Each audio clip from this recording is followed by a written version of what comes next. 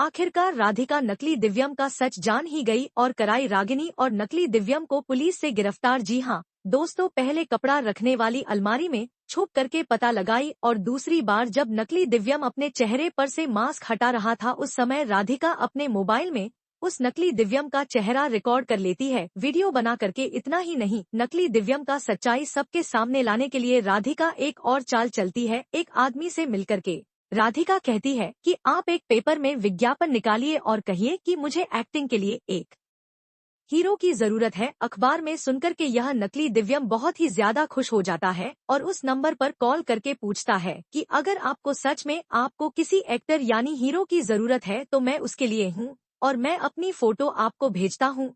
फिर ऐसे चाल चल के राधिका नकली दिव्यम का असली फोटो मंगा लेती है और तीन तीन सबूत रख के अपने पूरे परिवार वालों को दिखाती है नकली दिव्यम की सच्चाई और रागिनी की सच्चाई। राधिका के तीन तीन सबूत को देख के बंसल परिवार के सभी लोगों के होश उड़ ही जाते हैं। फिर सुजाता तो घबराने लगती है, लेकिन दिव्यम के पिता जग्गू जी यह डिसीजन लेते हैं कि इस नकली दिव्यम को पकड़वाने के लिए मैं पुलिस बुलाता हूँ। रुको, तभी राधिका कहती है कि पापा जी अभी रुक जाइए, क्योंकि अभी नकली दिव्यम ही केवल घर पर है और रागिनी इनसे मिली हुई है। रागिनी इस वक्त घर में नहीं है, वह घर छोड़कर कहीं बाहर गई है और उसका भी पता लगाना होगा कि आखिर रागिनी कहाँ पर गई है। तभी सभी लोग राधिका को छूट दे देते हैं कि ठीक है राधिका, जाओ तुम पता लगाओ।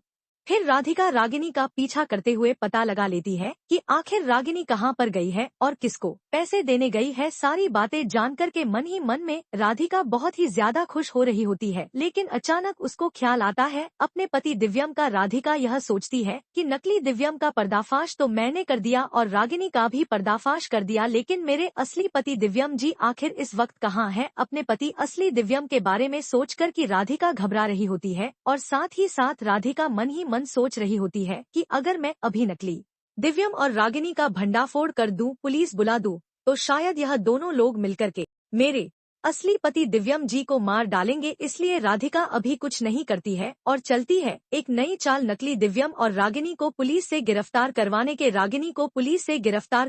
लिए। खैर दोस्तों, सीरियल मन अति सुंदर की कहानी में इससे भी ज्यादा इंटरेस्टिंग ट्विस्ट आ चुका है। आखिरकार अंत में राधिका जीत ही जाती है और रागिनी और नकली दिव्यम को पुलिस से गिरफ्तार करवा ही देती है, एक बार फिर से पूरे बंसल परिवार वालों के सामने।